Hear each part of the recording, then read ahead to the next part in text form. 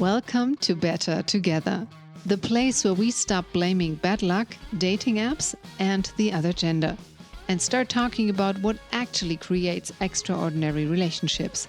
Because who you choose, what you tolerate, and what you heal will shape almost every area of your life. Hi, I'm Eva Klein, relationship coach since 2010 and creator of the 2468 Love Formula. And this is Better Together. Every week we will decode attraction, attachment, nervous system dynamics, and the hidden secrets of successful dating and relationships. Enjoy today's episode.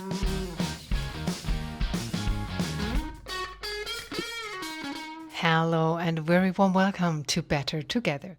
Today on this episode I want to start with one sentence that might reframe your entire love life.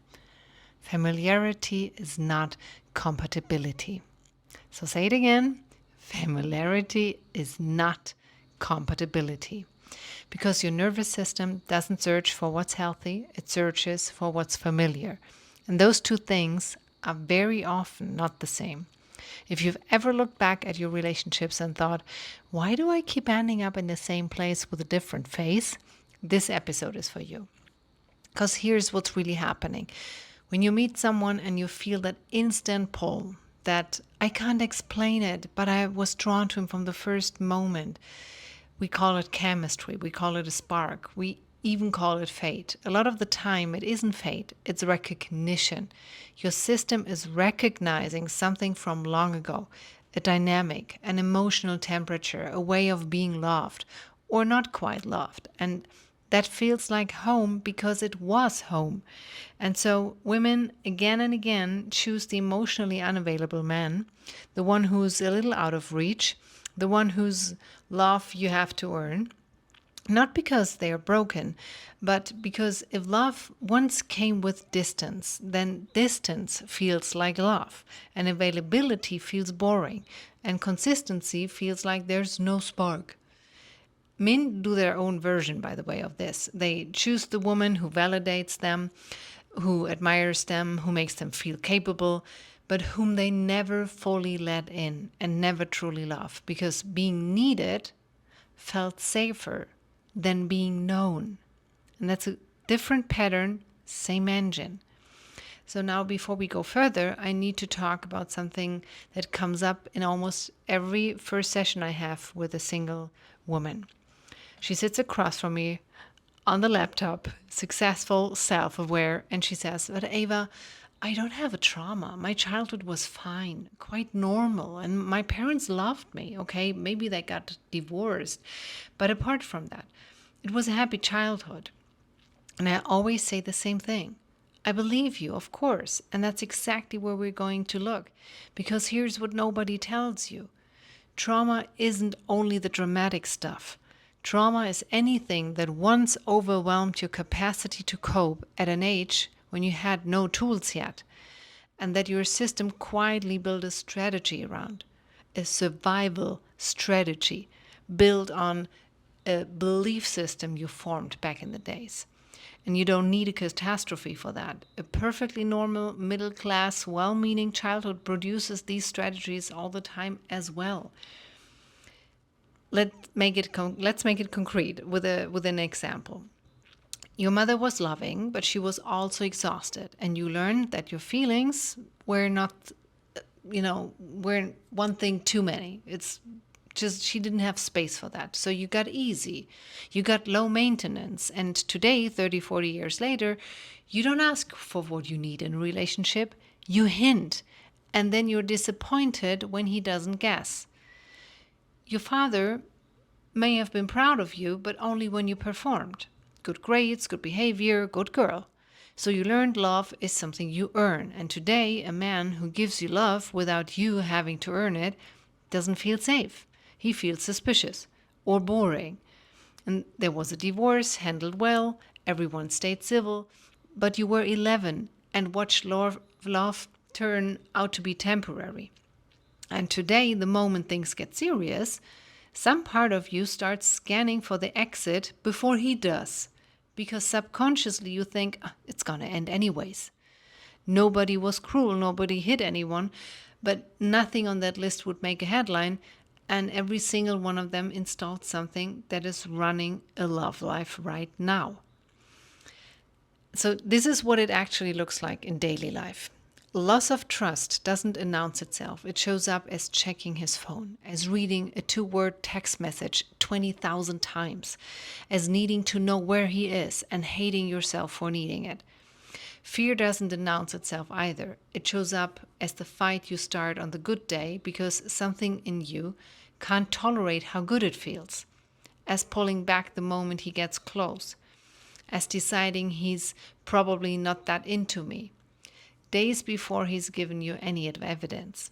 And self-sabotage is the sneakiest of all.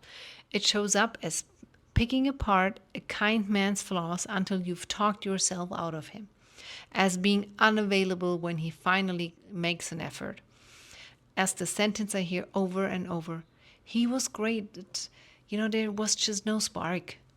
And that's no preference, that's a nervous system setting. No danger here, therefore no signal. No signal, no love. That's the equation you made up. And here's the part that makes it undeniable. A certain type of man always feels the same. Not because they are the same men. They have different jobs, different faces, different cities, but because they activate the same thing within you. That specific mix of longing and alertness. That hopeful, slightly sick feeling in the stomach. That heightened state where you're, more life than usual, always a bit tense, but also never quite at rest. And when you notice that you felt this exact combination before with someone who wasn't him, you found your pattern. And that feeling is your fingerprint, and it's older than any of those guys. So let's name the two things people constantly confuse, because chemistry is a feeling and compatibility is a fit. Chemistry tells you someone is familiar, and compatibility tells you someone is good for you. And a trauma bond, that intense, addictive, up and down connection, is not proof of love, it's proof of activation. Let me be really clear about what a trauma bond actually is, because the term gets thrown around a lot, right? It's a bond that held together not by consistent love, but by the rhythm of withdrawal and reward. He pulls away, you panic. He comes back, you flood with relief. And your body reads that relief as love. It's the same mechanism as a slot machine. If the reward were reliable, you'd get bored. It's the unpredictability that makes it addictive. Think of coffee or sugar at 4 p.m. The high is real. And after the high comes a lower low than where you started. And here's what I want you to hear, though. This is deeply human. It's not weakness, it's not stupidity, and it's absolutely not a character flaw. Every human nervous system is built to bond hardest under intermittent reward. That's biology, not personality. Some of the most intelligent, most capable women I've ever worked with have sat in my office describing a trauma bond. It's human, and it's also, forgive me, a complete waste of your life.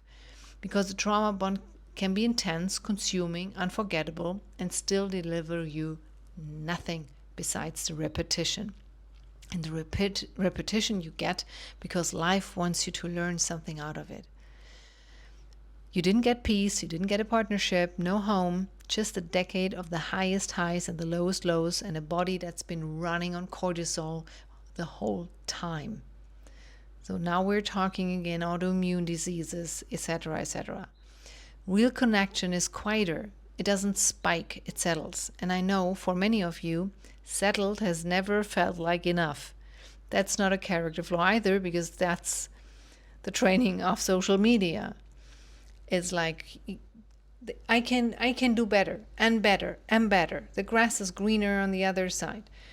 So a nervous system completely out of sync is exactly what people learned and get trained on today. So, which is why change isn't about trying harder to pick better, it's about changing what right feels like in your body. I give you a little exercise. Do this one honestly, okay? Think of the last 2 or 3 people you were drawn to. Not the ones who bored you, the ones who really pulled you. For each of them, ask, what did this feel like in my body when things were uncertain? And then the real question, where have I felt this exact feeling before? Long before I ever met them. Follow it back, and for most of the time it leads somewhere much earlier than your dating history.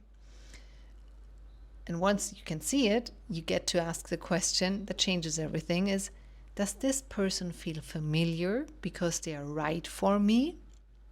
Or because they are familiar to my childhood? And that single question, asked honestly, saves people years. And by the way, it's valid for friendships, the choice of your job and bosses, and your selection of a therapist or coach too, by the way. Now, what do you actually do with this? There are 2 paths, and which one is yours depends entirely on where you are. The first one is you heal the pattern and you start attracting differently. When the old signal stops firing, the unavailable man simply stops being interesting. He doesn't feel exciting anymore. He feels like effort. And the steady, kind, present man who used to feel boring suddenly registers. Same men in the world, different receiver. The second path is that you heal the pattern and the situation itself doesn't change, but your reading of it does. What felt like rejection turns out to be his stress. What felt like distance turns out to be a man who was never taught how to talk about feelings. And suddenly you're not fighting an old ghost through him. You're dealing with an actual person and you can actually solve something or decide, this is not what I want. So you're completely unbothered and are free to leave. Which of those 2 applies to you? That's what I can tell you in coaching. That's where we work with my 2-4-6-8 love formula. It gives you clarity about the individual love foundation across the 4 essential pillars of a working relationship. Either it shows you exactly what you should never compromise on, but you might have tended to do so, or if you're already in a relationship, it shows us immediately where things are stuck and whether and how that can be worked on. 4 pillars, complete clarity, and a decision you make with your head as well as your heart. If that's where you are, just let's talk. And the link will be in the show notes. So let me finish with that one. You're not choosing badly because something is wrong with you. You're choosing what is familiar. And I hope you were choosing what was familiar. And familiar can be unlearned. This is why I worked with children and families for over a decade. And what I still love doing is when you have kids is you make sure raising them so that they don't have to unlearn so much. So that you are programming on the things you want them to be programmed on. But that's a completely different topic. But actually, this is what comes with coaching with me all the time. It's like when we do coaching together, be prepared to do a 360-degree thing, right? It's never just like, oh, we're looking at one tiny part of your life. It's always the overall picture. So be sure there's a way out, because everywhere you went in, we will find a way out. And next week, we build the thing that replaces the pattern, the 4 things you should never compromise on. So see you next Friday on your trusted podcast app or on YouTube. And until then, date smarter, love deeper, because life is better together. Thank you for being here. If you enjoyed today's episode, leave us a 5-star review and share it with someone who needs to hear it. Let's connect on Instagram at Better Together Forever. And until next time, date smarter and love deeper, because life is better together.